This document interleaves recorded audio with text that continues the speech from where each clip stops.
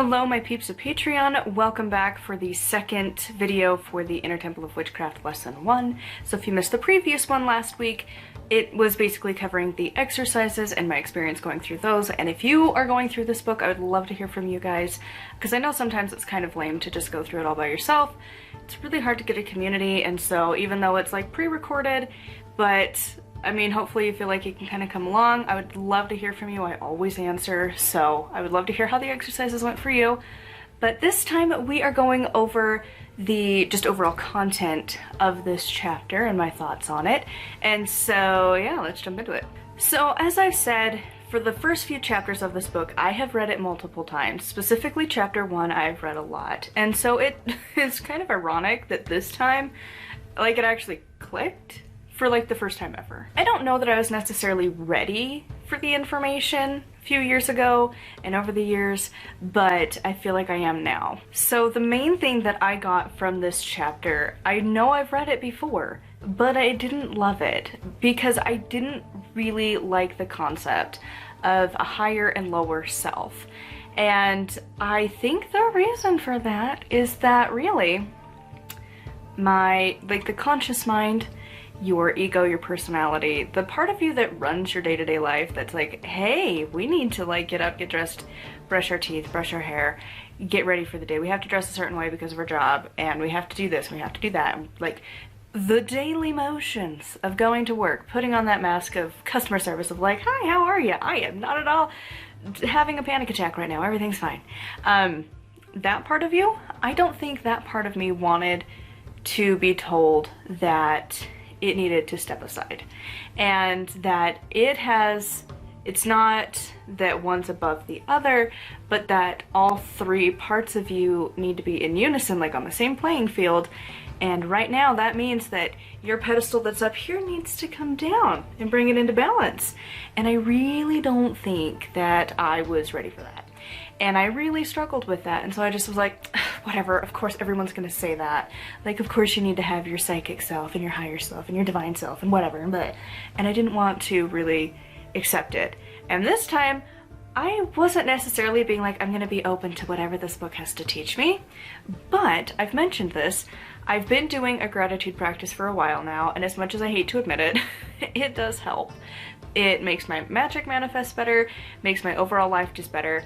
And when I stop, things start to get bad again, and when I pick it up, guess what? Things start to go on the up again, and I'm just like, it bothers me that it works so well, and looking at this chapter, it was freaking confirmed.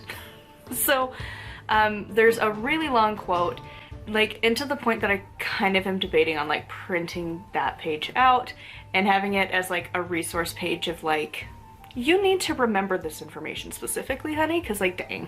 So like, here's the quote so far. So we've got, be conscious of how you use your energy and try not to use it too much of the following, or too much on the following.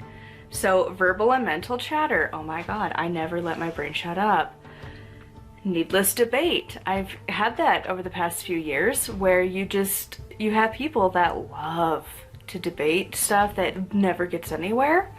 Especially like online debates, you know, those ones that you're just like, just walk away, just don't do it, just don't do it, and then you let yourself get sucked in. Yep. Let alone in real life, but you know.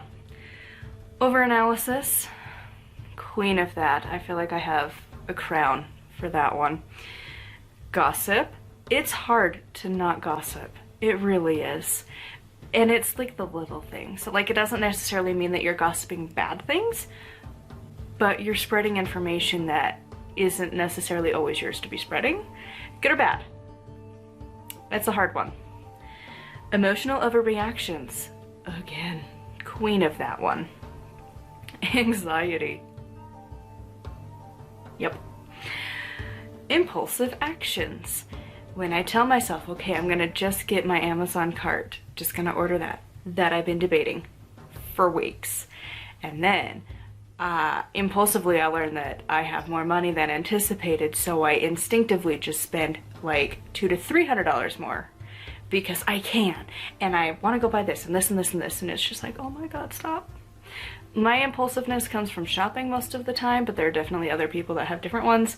And like impulsively I will get like Starbucks, or we have, I don't know if it's in other states, but we have a place called Fizz that does like fancy soda drinks.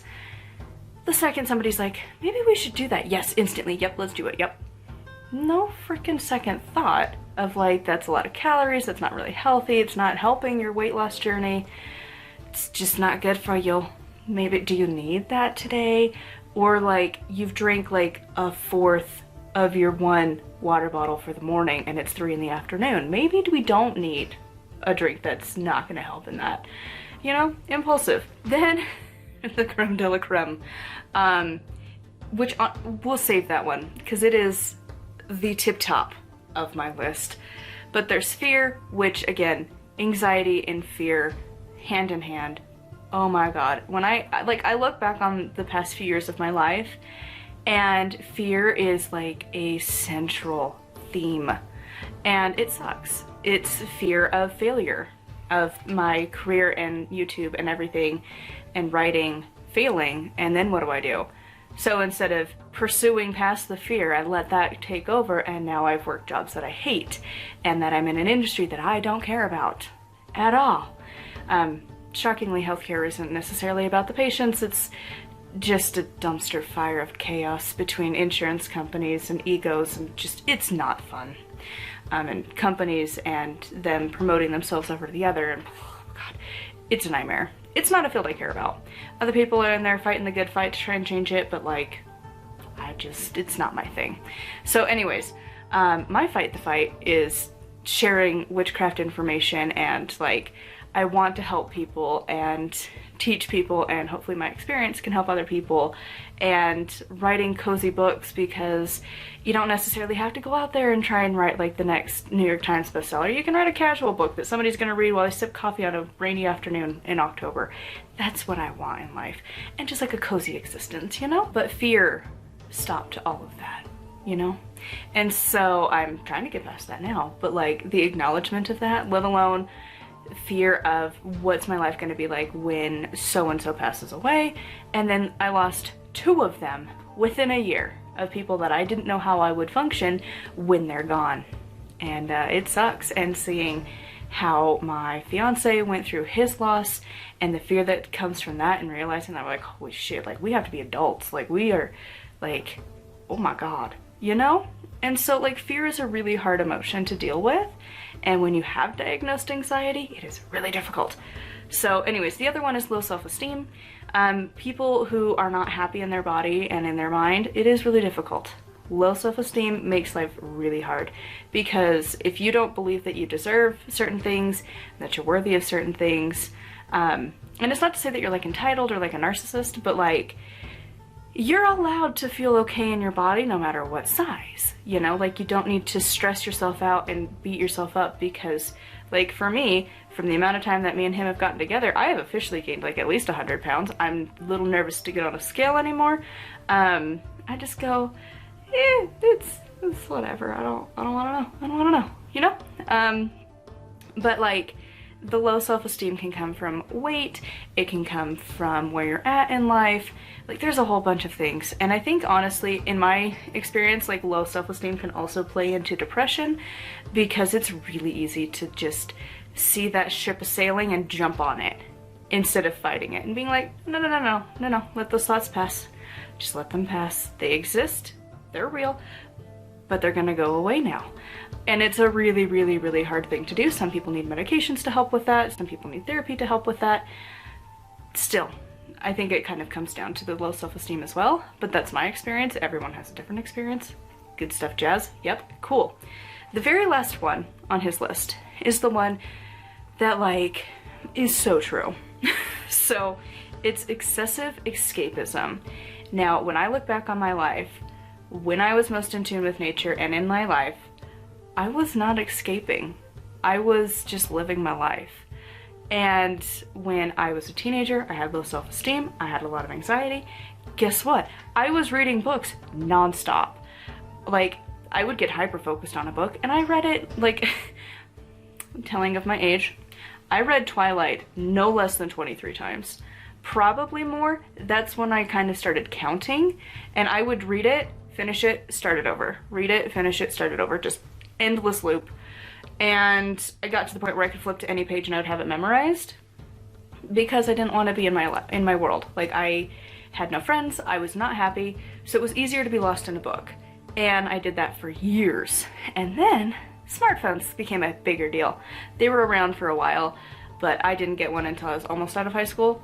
And they are a really good tool to escape the world and to escape your life, because it is so easy to pull up TikTok, Instagram, Facebook, YouTube, whatever your choice of app is, or of game or whatever. It's really easy to just lose yourself into that and just mindless scrolling, and it doesn't get you anywhere.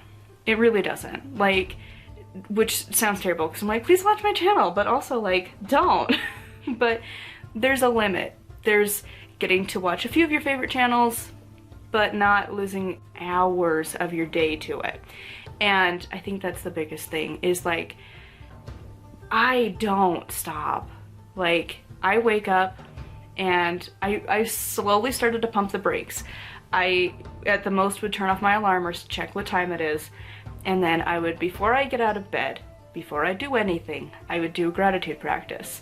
Didn't matter how long it was. 5 things, 50 things, didn't matter. I would do just some amount of gratitude, and then I would allow myself to get up. And then I would start on my phone for the rest of the day. But it was a start, right? And like, literally, I will have my phone playing something at all times. I don't want silence. I don't like to be alone with my thoughts. And so it's just this endless of like constant stream of information or music or whatever, endlessly. I can't just be in the car. I have to have music in the background. I have to have a podcast. I have to have something.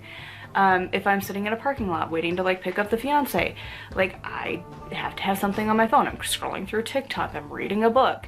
Like, I constantly am forcing myself into this escapism, and productivity can also be a form of escapism. And I've noticed that now, that it's like, huh, I feel like I have to accomplish like this huge to-do list because I can't be alone with my thoughts and just exist. I have to be doing something. And all of that, the whole list, just is my life. And then he continues on to say, all of these actions deplete our awareness energy. A neutral stance is ideal. You must decide what you want to think, say, and do rather than react to old patterns and conditioning. Do not confuse impulses and reactions with instinct. Instincts are actions that serve your good. We often label reactions instinct because we are not yet willing to let go of patterns that no longer serve us. The following build the energy of awareness. So here, let's go through this list. Hopefully the camera doesn't die. We're gonna hope, fingers crossed. So, silence, stillness, breath, meditation, living in the present time and place, being in nature, clear quartz and other stones used in ritual and meditation, vervain, I think is how it's pronounced, and other herbs used in the healing of the mind, alignment between your thoughts, words, and actions, playfulness, conscious sexuality, thankfulness, intuition, self-love, and self-esteem. A regular meditation practice naturally reduces the habits that deplete our energy and encourages the habits that build our energy. While it can be challenging to reduce anxiety and impulsiveness, regular meditation creates a small and subtle change over time that can utterly transform us. And like, listen, I did not need to be called out that hard today, but I was. Because, like, that whole thing, the whole thing, all of it. Like, I cannot put into words how much that is my life currently, because I keep comparing it to the point in my life when I was manifesting the most. And what was I doing? I was meditating. I had a gratitude practice. I was sitting in the stillness and just okay with it. And I was having fun.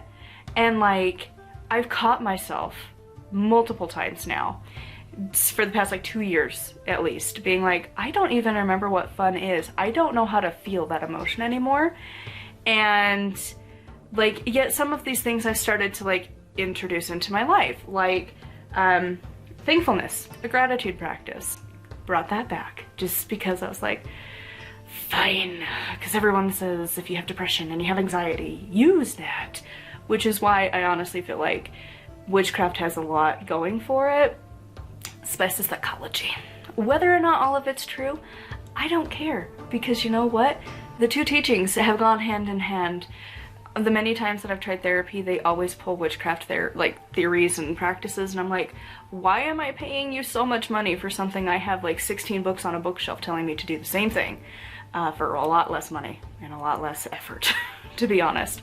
And so I've come to this point of like, maybe these books have a point, and so gratitude and meditation probably are gonna be a thing I have to start doing.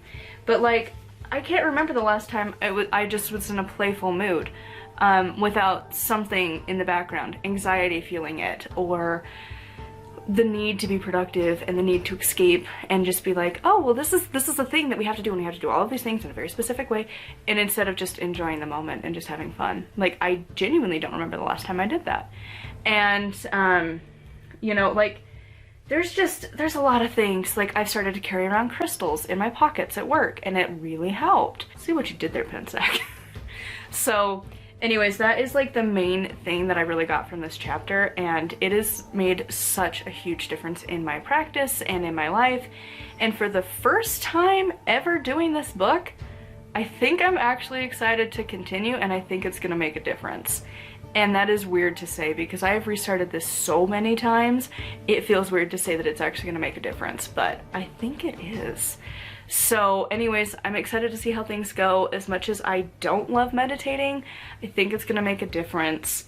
And I think really bringing in the three minds is gonna matter.